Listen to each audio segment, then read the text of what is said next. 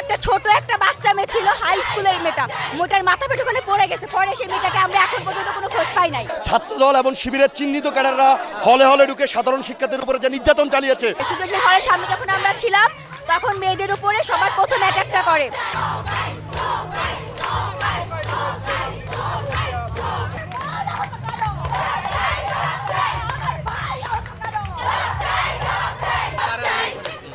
আমাদের উপরে ছাত্রলীগ প্রথম অ্যাটাকটা মেয়েদের উপর করে হলের ভেতর থেকে। সুযোগের হলের সামনে যখন আমরা ছিলাম তখন মেয়েদের উপরে সবার প্রথম অ্যাটাকটা করে।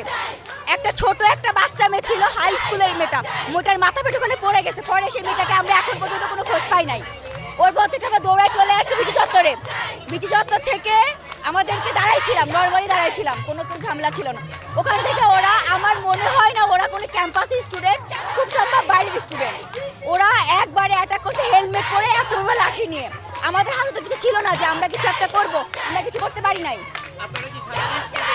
জি হ্যাঁ, আমরা সাধারণ স্টুডেন্ট ছিলাম। আমরা আন্দোলন নিয়ে যখন একবার দাঁড়াইছিলাম তখন আমাদের একভাবে বাসের ভিতরে নিয়ে গিয়ে এমনভাবে পিটাইছে যে ভাইয়াগুলো ছিল আমাদের প্রোটেক্ট করার চেষ্টা করছে, তাদের মাথা ধরে ধরে এখানে বাড়ি দিছে। যখন ওই ভাইরা পড়ে গেছে তখন ওই বাড়িগুলো এসে আমাদের হাতে লাগছে, মাথায় লাগছে। আমরা চাই এর তুলনামূলক শাস্তি হোক। এই যে আমাদের উপর নারী অত্যাচার কোথায় লেখা আছে? কোনো সংবিধানে লেখা আছে আমাদের প্রধানমন্ত্রী তার একজন নারী?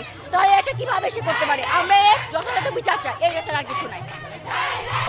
ঢাকা বিশ্ববিদ্যালয়ে আজকে ছাত্রদল এবং শিবিরের চিহ্নিত ক্যাডাররা হলে হলে ঢুকে সাধারণ শিক্ষার্থীদের উপরে যে নির্যাতন চালিয়েছে তার প্রতিবাদে ছাত্রলীগ এখানে অবস্থান করছে। এবং একই সাথে যদি এটির বিচার না হয় তাহলে ছাত্রলীগ এবং ঢাকা বিশ্ববিদ্যালয়ের শিক্ষার্থীরা কাঁধে কাঁধ রেখে এই সন্ত্রাসীদের বয়কট করে আন্দোলন কাকে বলে, কত প্রকার কি কি বুঝিয়ে দেবে।